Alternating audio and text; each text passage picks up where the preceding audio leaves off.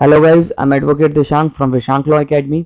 आज हम पढ़ने जा रहे हैं आपका सेक्शन 238। 238 क्या कह रहा है? मैंने आपको बताया था फर्स्ट स्टेप होगा, ठीक है। जब पुलिस रिपोर्ट आ जाएगी, चार्जशीट आ जाएगी आपका 173 में और कोर्ट कॉग्निजेंस ले लेगा।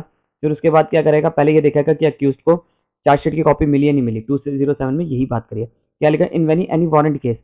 वारंट केस मतलब जिसमें 2 साल से ज़्यादा की पनिशमेंट है, डेथ पेनल्टी और लाइफ इम्प्रिजमेंट जैसे case. Institute on police report. Police report मतलब चार्जशीट पे द अक्यूज्ड अपीयर और अक्यूज आएगा और ब्रॉट बिफोर अ मैजिस्ट्रेट, या तो उसे लेकर आया जाएगा, यानी कि वो अगर जेल में है तो उसका ट्रायल यहाँ से कमेंसमेंट होगा, शुरू होगा। कमेंसमेंट मतलब शुरू होगा। The magistrate shell satisfy himself that he has complied the provision of 207। तो यहाँ पर अक्यूज अपने आप को सेटिस्फाई करेगा कि उसका कंप्लाइंस हो चुकी है, यानी कि अक्यूज को कॉपी मिली है नहीं मिली है। सिंपल सी बात कर रहा है। अगर 238 आपका मेरे से पूछो तो क्या है? ये देखेगा मैजिस्ट्रेट कि यार अक्यूज को चार्जशीट की कॉपी मिली है नहीं मिली। अब देखिए यहाँ पर क्या है 239 में क्या है? If upon considering the police report, police report को कंसिडर करने के बाद and the document send it जो डॉक्यूमेंट सेंड करे गए हैं किसको? अंडर सेक्शन 173 में। 173 में क्या क्या आता है आपका डॉक्यूमेंट्स में? 164 की स्टेटमेंट सब क्लॉज 5A में है, तो आपका 161 की स्टेटमेंट, जो भी डॉक्यूमेंट्स आपका चार्जशीट से रिलेटेड है वो सारे आए वो। And making such examination, court examine करता है। If any of the accused, यानी कि एक या अक्यूज के एक या दो अक्यूज के ऊपर केस नहीं बन रहा, मतलब किसी भी अक्यूज के ऊपर केस नहीं बन रहा। Magistrate thinks necessary and after giving a prosecution and accused an opportunity of being heard. उनमें यहाँ पर देखिए, यहाँ पर क्या लिखा है कि उनको आफ्टर, यानी कि सुनने का, पहले सुनेगा भी, ठीक है, ये नहीं कि सीधा नहीं, सुनेगा भी। The magistrate consider the charge against the accused to be groundless, और देखता है कि उसके ऊपर ये जो चार्जेस लगाए हैं वो ग्राउंडलेस है। ही शैल बी डिस्चार्ज। अब यहाँ पर वो डिस्चार्ज कर देगा, ठीक है। एंड रिकॉर्ड इज रीजन, और लिख देगा कि यार इसके ऊपर तो कोई केस बन नहीं रहा और ये वो मैं इसे डिस्चार्ज कर रहा हूँ। यानी कि डिस्चार्ज कब होता है? जब आपका चार्ज फ्रेमिंग नहीं होता, उससे पहले अगर आप बरी हो गए तो डिस्चार्ज, और अगर आफ्टर फ्रेमिंग ऑफ चार्जेस आप बरी हो रहे हो तो एक्विटल कहते हो। एक्विटल का मतलब बरी होना, ठीक है। यहाँ पर आ गई बात समझ। अब यहाँ पर क्या है? ये फर्स्ट स्टेप था, ये सेकेंड था और ये भी सेकेंड था, यानी कि दोनों साथ साथ चलेंगे। अगर यहाँ पर तो है कि नहीं बना केस तो बच जाएगा, यहाँ पर है केस बन रहा है तो फ्रेमिंग ऑफ चार्जेस। सिंपल सी बात है। If upon the consideration of examination of any hearing of magistrate is opinion that presuming that accused has committed any offence, यहाँ पर क्या है कि मान लिया जाएगा कि अक्यूज ने कुछ ऑफेंस करा है, प्राइमा फेसाई केस बन रहा है। प्राइमा फेसाई मतलब यानी कि शुरू में देखा जा रहा है कि कुछ केस बन रहा है, एविडेंस के तौर पे नहीं, मतलब लग रहा है कि हाँ यह बिल्कुल बन रहा है, कुछ तो बन रहा है, ऐसी चीजें।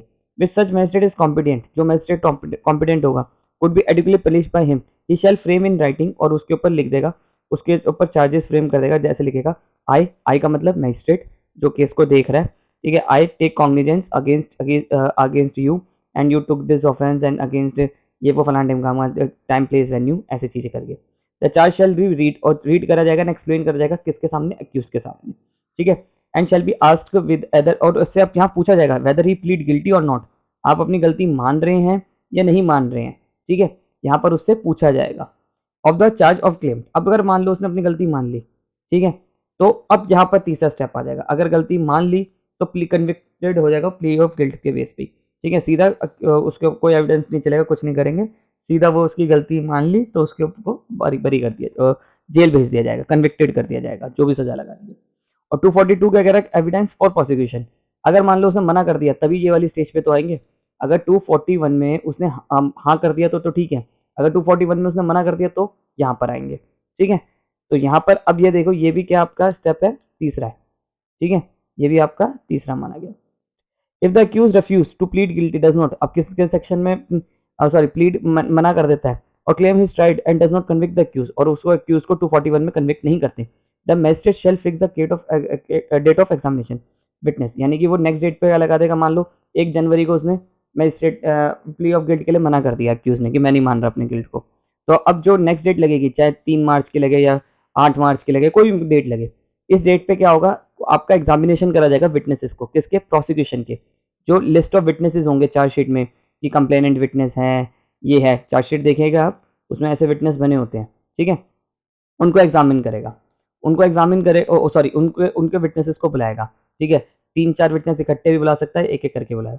Provide magistrate shall supply in advance of the accused of the statement of witness. अगर मान लो वैसे, हालांकि 161 की स्टेटमेंट्स जो होती हैं वो आता है, अगर नहीं मिली हुई तो अक्यूज को कॉपी भी दिलवाएगा, ठीक है। किसकी स्टेटमेंट्स की? जो विटनेसेस की स्टेटमेंट्स हैं। द मैजिस्ट्रेट में on the application of prosecution, अब यहाँ पर देखो मैजिस्ट्रेट की डिस्क्रिशनरी पावर है, कर भी सकता है नहीं भी। On the application of prosecution, prosecution यानी कि सरकारी वकील, एपीपी, ठीक है। असिस्टेंट पब्लिक प्रोसिक्यूटर अगर एक एप्लीकेशन लगाएगा, इशू अ समन्स, इशू की समन्स इशू करे जाए of it witness directing him to attend the produce any document और टू अदर थिंग्स, और वो उन्हें बताएगा कि या सर मुझे इस विटनेस को बुलाना है या इसको नहीं बुलाना, ऐसी एप्लीकेशन लगाएगा कि आप बुलाइए, कोर्ट्स के थ्रू बुलाइए, वो एप्लीकेशन लगाएगा कौन? प्रोसिक्यूशन, यानी कि एपीपी, सरकारी वकील, ठीक है। On the date of such date on fixed the message shall proceed to take evidence may be produce in support of prosecution, और वो फिर नेक्स्ट डेट जो भी पड़ेगी 3 मार्च 8 मार्च उस डेट पे प्रोवाइडर मैजिस्ट्रेट में परमिट क्रॉस एग्जामिनेशन, फिर आपका क्रॉस एग्जामिनेशन के लिए परमिट करेगा किसको? अक्यूज को या उसके, या उसको डेफर्ड भी कर सकते हैं। डेफर्ड मतलब यानी कि खत्म तो आज आधा कर लो, ठीक है, आधा अगली डेट पे कर लेना, ऐसे भी बोल सकता है किसको? या रिकॉल भी कर सकता है एनी विटनेस और फर्दर क्रॉस एग्जामिनेशन भी कर सकता है। फर्दर क्रॉस एग्जामिनेशन सिंपल सी बात है, अगर मान लो आज एक जिस दिन 3 मार्च को बुलाया, 3 मार्च को विटनेस का क्रॉस एग्जामिनेशन, ऑब्वियस बात है इससे क्रॉस एग्जामिनेशन विटनेस का कौन, विटनेस प्रोसिक्यूशन के विटनेस से क्रॉस एग्जामिनेशन कौन करेगा?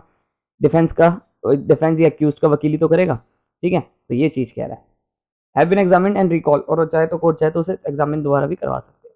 243 देखिए, अब 243 क्या कह रहा है, यहाँ पर हमने पढ़ लिया था, ठीक है, ये 3 स्टेप था।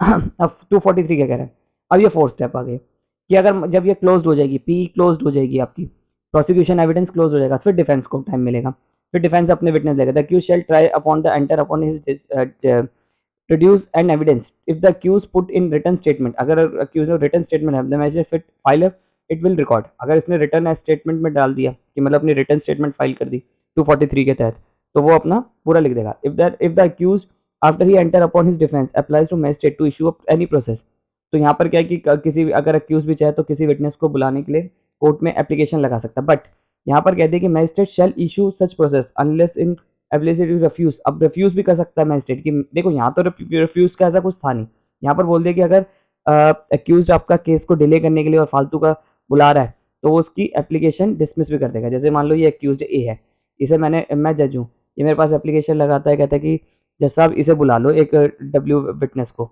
मैं कहता हूँ दिखा, मैं कहता हूँ चल मैं नहीं बुला रहा, और मैं रीज़न लिख दूंगा कि मेरे हिसाब से जो ग्राउंड दे रहा है कि विटनेस ये वाला जो है इसका इस केस के उससे कोई रेलिवेंस नहीं है और मैं इसकी एप्लीकेशन डिसमिस कर रहा हूँ, रिकॉर्ड में लिख दूंगा, ठीक है।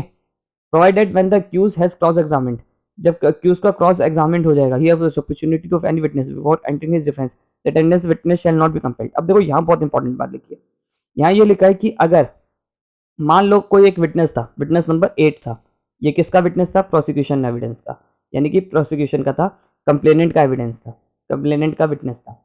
मान इस उसी वक्त पे इसे अपॉर्चुनिटी मिलेगी एक्यूज को क्रॉस एग्जामिनेशन करने की, ठीक है, बट ये नहीं करता इसका क्रॉस एग्जामिनेशन, उस दिन नहीं करता, जैसे 1 मार्च को नहीं करता इसका क्रॉस एग्जामिनेशन, ठीक है। अब ये कहता है कोर्ट में, जब इसका डी चल रहा है, कोर्ट में कहता है मुझे 8 का एग्जाम क्रॉस एग्जामिनेशन करना है, कोर्ट कहेगा गधे उस दिन क्यों नहीं करा था तूने, उस दिन 1 मार्च को क्यों नहीं करा था जब वो आया था, है तब क्यों नहीं करा था? फिर वो जो उसको मना भी कर सकता है कि तू अब इसका क्रॉस एग्जामिनेशन नहीं कर सकता, बट यहाँ पर भी वर्ड लग गया शैल not be compared under, but अगर कोर्ट को लगता है कि नहीं यार जस्टिस की बात है और उसकी विटनेस बहुत इंपॉर्टेंट है ये वो, तो वो इसकी एप्लीकेशन अलाउ कर देगा। सिंपल सी बात है, जब यहाँ पर एक विटनेस आया था, प्रोसिक्यूशन एविडेंस में कोई विटनेस आया था, ठीक है, तभी तेरे को क्रॉस एग्जामिनेशन की अपॉर्चुनिटी मिली थी, तब क्यों नहीं करा तूने? तो कोर्ट इसके बनेगा, पर अलाउ कर देगा अगर उसने कोर्ट को सेटिस्फाई कर दिया तो। अब थर्ड पॉइंट में लिखा द मैजिस्ट्रेट में बिफोर समनिंग एनी विटनेस, यानी कि किसी भी विटनेस को बुलाएगा, किसके विटनेस? डिफेंस एविडेंस के विटनेस को बुलाएगा, तो कोर्ट कहेगा कि देख मैं डब्ल्यू को तो बुला रहा हूँ, पर इसके आने जाने का जो भी खर्चा होगा तू वो तू देगा, एक्यूज को कह देगा, ठीक है। तो ये चीज कह रहा है आपका। आई होप आपको मेरी वीडियो पसंद आई है, वीडियो पसंद आई है तो चैनल को सब्सक्राइब करिए।